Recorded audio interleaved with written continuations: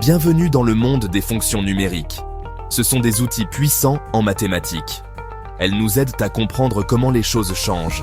Nous allons explorer ensemble quelques idées clés. Considérez ceci comme votre guide convivial. Commençons maintenant cette aventure mathématique. Dans ce guide, nous aborderons 4 concepts fondamentaux. D'abord, nous examinerons les limites.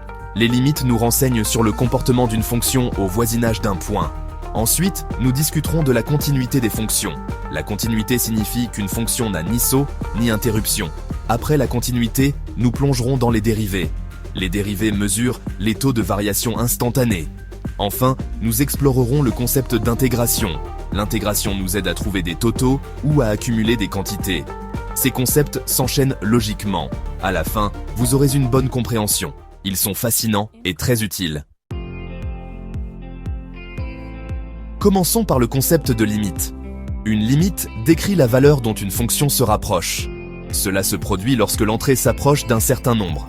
Il s'agit du cheminement vers une valeur. Parfois, la fonction n'est pas définie en ce point exact, mais nous pouvons quand même voir clairement où elle se dirige. Imaginez que vous marchez vers une porte fermée. Vous faites des pas, chacun égal à la moitié de la distance restante. Vous vous rapprochez de plus en plus à chaque pas.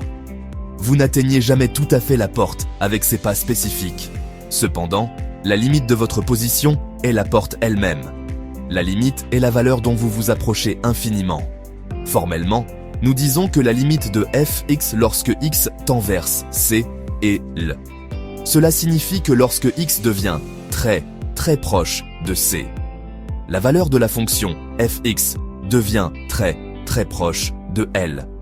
Les limites sont comme une loupe pour les fonctions. Elles nous permettent de zoomer sur un point spécifique. Considérons une fonction simple pour mieux comprendre les limites. Prenons la fonction fx, she does x2, 1, x, 1. Nous voulons trouver la limite lorsque x tend vers 1. Si nous remplaçons x par 1 directement dans la fonction, nous obtenons 0 sur 0. Cette forme, 0 sur 0, est une forme indéterminée en mathématiques. Alors, que pouvons-nous faire ici pour trouver la limite? Nous pouvons essayer des valeurs de x très proches de 1. Essayons x égale 0,9, ce qui est légèrement inférieur à 1. Alors, f 0,9 à 0,92, 1, 0,9, 1 à 1,9.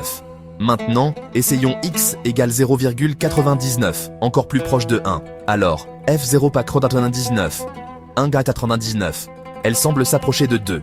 Nous pouvons aussi approcher 1 de l'autre côté, en utilisant des valeurs supérieures à 1. Essayons x égale 1,1. Alors, f 1, 1, 2,1. Maintenant, essayons x égale 1,01, ce qui est très proche de 1. Alors, f 1, 0, 1. J2, 2, 0, 1. Parlons maintenant du concept de continuité. Une fonction continue est une fonction que l'on peut dessiner graphiquement. On peut tracer toute sa courbe sur le papier. On peut le faire sans lever le crayon du papier. Il n'y a ni saut, ni trou, ni aucune rupture dans la courbe. C'est une courbe ou une ligne lisse et ininterrompue. Pour qu'une fonction soit continue en un point spécifique, C, 3 conditions doivent être remplies. Premièrement, la fonction fc doit être définie en ce point. Deuxièmement, la limite de fx lorsque x tend vers c doit exister.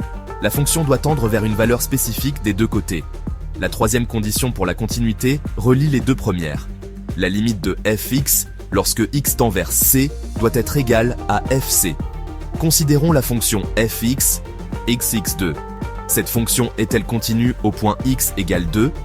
Oui, fx, xx2 est continue en x égale 2. Beaucoup de fonctions familières comme les polynômes sont continues partout. Section 6. Calcul des dérivés.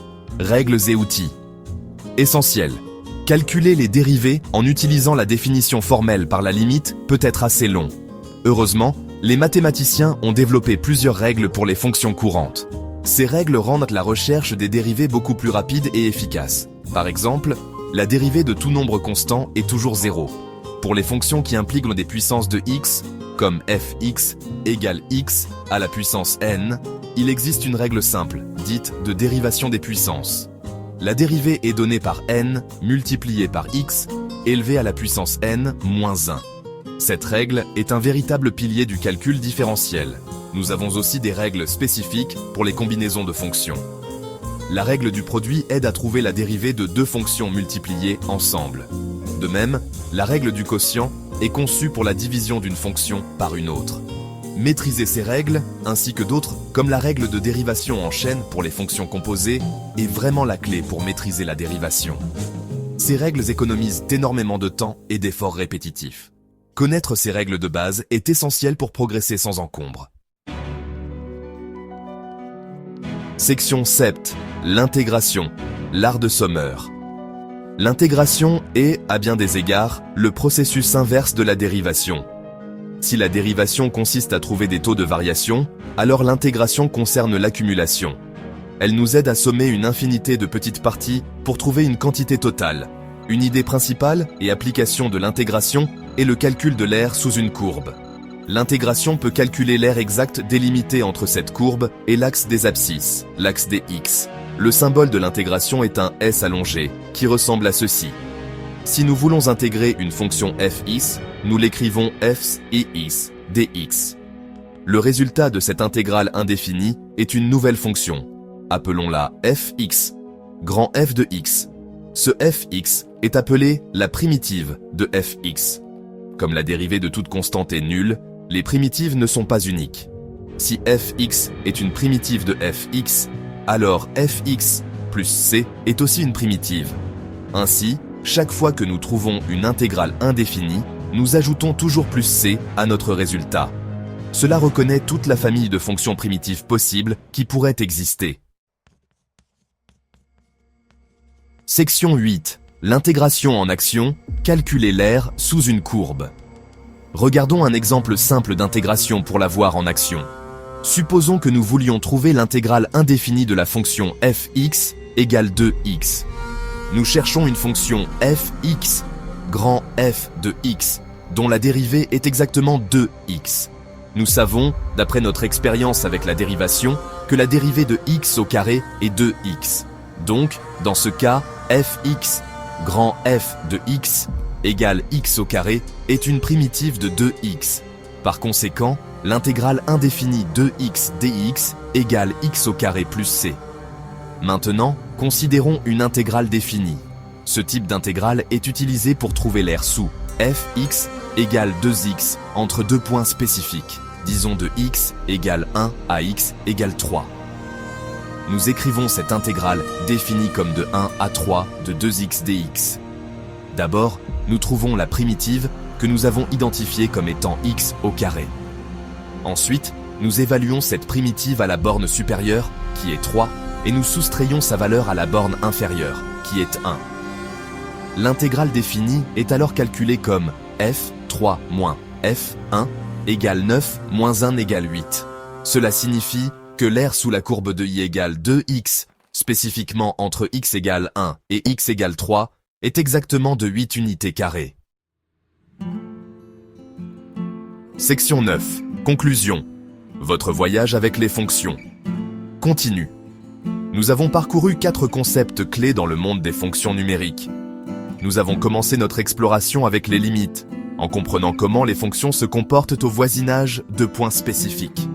Les limites ont constitué la base essentielle pour la suite de notre discussion. Elles nous ont aidés à définir le concept de continuité de manière précise et mathématique. Puis, nous avons exploré la continuité, l'idée importante des fonctions sans interruption. Une fonction continue, comme nous l'avons vu, peut être tracée sans lever le crayon. Ensuite, nous avons abordé les dérivés, qui sont la mesure de la variation instantanée. Les dérivés nous donnent la pente exacte d'une fonction en un point donné.